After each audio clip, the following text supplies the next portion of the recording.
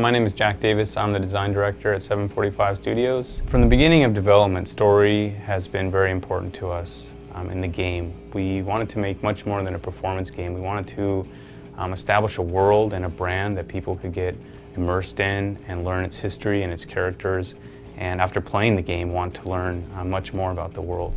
The story is very important as you're playing through the game, as you're playing through the adventure mode, which is called Unite the Clans.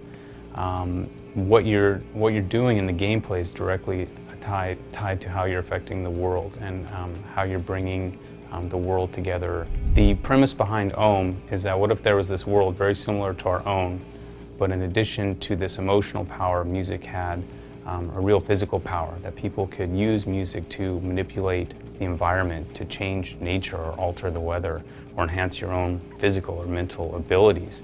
And then what would that have done to shape that world, its history, and its people?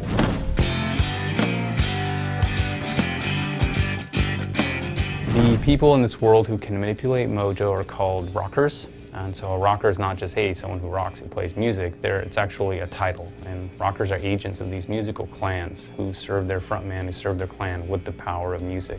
The headliner is an unquestionable ruler. It's kind of basically a monarchy. And the headliner gets his power through these relics called the divine instruments, which according to the legends are tied back into the creation of the world itself, that these deities, these musical deities created the world with these instruments and handed them down.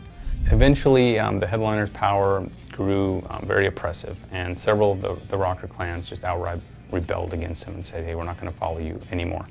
And in response, the headliner issued this Edict of Silence, which banned the rebellious clans from playing within the city. So it's kind of like making live performances illegal. And so, this didn't cause the clans to stop playing, but rather they established these secret underground venues.